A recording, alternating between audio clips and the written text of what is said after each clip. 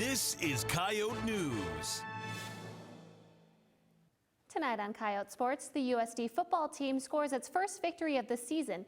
And Coyote News' Sean Bauer is live with high jumper Tyler Frank to discuss the recent stipend ruling. I'm Erica Arpan. And I'm Anthony Gosh. The women's tennis team won 2 titles in Des Moines over the weekend. Plus, in the Writers Report, Devin gives you his thoughts on a major college football program facing injury concerns. First, the headlines. Levi? Former Bismarck, North Dakota Mayor Marlon Hakinson has trademarked 3 of the 5 possible nicknames that the University of North Dakota is considering. The move comes as an attempt to keep the University of North Dakota without a nickname. UND dropped the Fighting Sioux nickname in 2012 due to NCAA rulings. This has opened up a contest for its new nickname to the public, settling on 5 possible choices. USD Athletic Director David Herbster has announced the promotions of several members within the athletic department. Bruce Fischbach has been promoted to Assistant Athletic Director for Sports Medicine.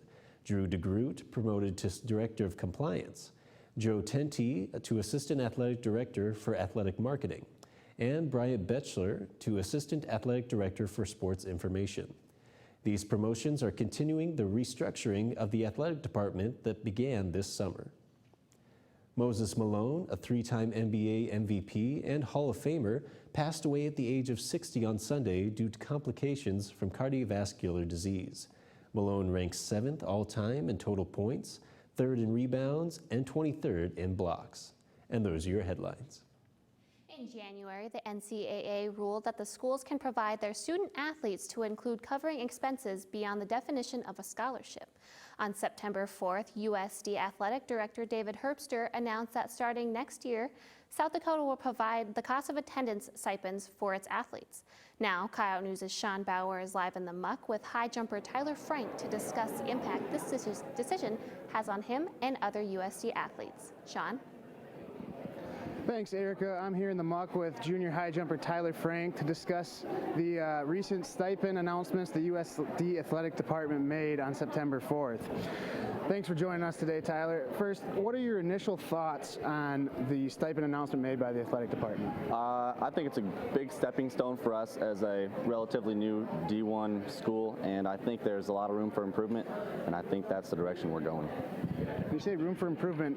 As an athlete on scholarship, what are some things you wish that the scholarships covered now that I guess that they don't cover now? Directly towards the stipend, I'm not sure how they address the cost per student. I think it's scholarship based. My opinion is I honestly think that a lot of the athletes have similar or the same living costs with housing, food, and all those types of things, and they have the stipend based on scholarship percentage in which you're on, and I personally think it should be equal to everyone else, but I guess that's the NCAA's decision. All right. And then you are on a partial scholarship right now, so you don't receive full tuition coverage. Are you still eligible to receive these stipends? From what I understand, I will receive the amount of stipend in which the percentage of scholarship I'm on.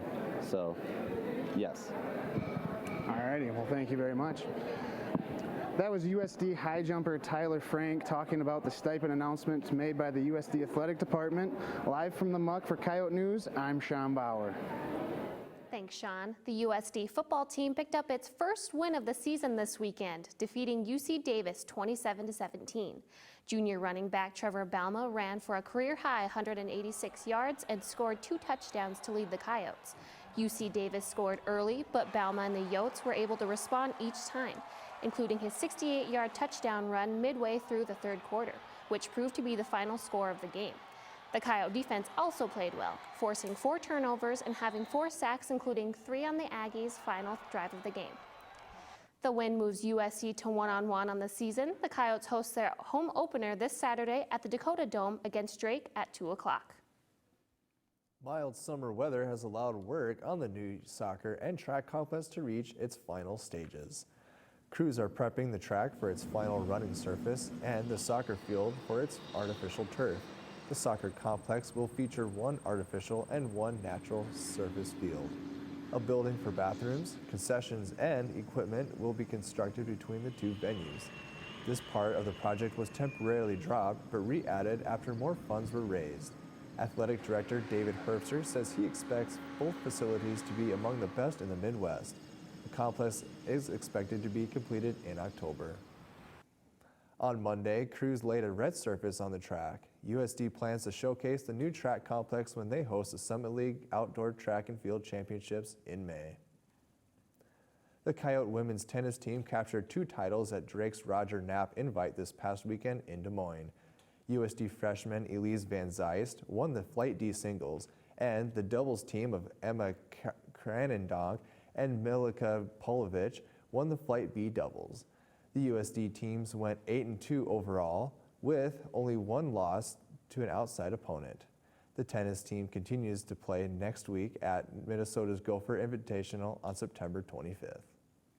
The Coyote women's volleyball team went 2-2 this past weekend at the UND Classic in Grand Forks. On Friday, USD swept Jacksonville State but lost to host North Dakota in straight sets. On Saturday, the Coyotes rebounded to defeat Drake 3-1, but lost to Green Bay in 4 sets.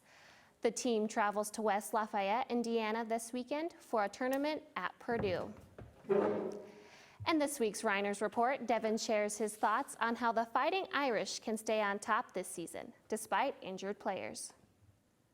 The Notre Dame Fighting Irish are off to a 2-0 start to the 2015 season. They entered the season as possible playoff team. However, they'll now be without their starting quarterback and running back for the remainder of the season. Tyrion Folston tore his ACL Week 1 against Texas. Quarterback Malik Zaire suffered a broken ankle Saturday against Virginia. In order for the Irish to continue to play at a high level, they need to buy into the next man up philosophy. I believe they will. CJ Prosise stepped in at running back and played exceptional. Sophomore quarterback Deshaun Kaiser took over for the injured Zaire in the 3rd quarter Saturday and threw a game-winning touchdown pass in the closing seconds. He'll be making his first career start this week. I realize that coming into a game and starting a game are completely different, but he will have a full week of practice to prepare as a starter. Head coach Brian Kelly is a great QB teacher, and I have no doubt that he will have Kaiser ready to play against Georgia Tech on Saturday. The defense will be able to keep the Irish in the game as long as the offense avoids costly turnovers. I expect the Irish to continue playing well, and I have confidence that Kaiser can lead this team the rest of the season and keep the Irish on track for a playoff berth. And that's the Reiners Report.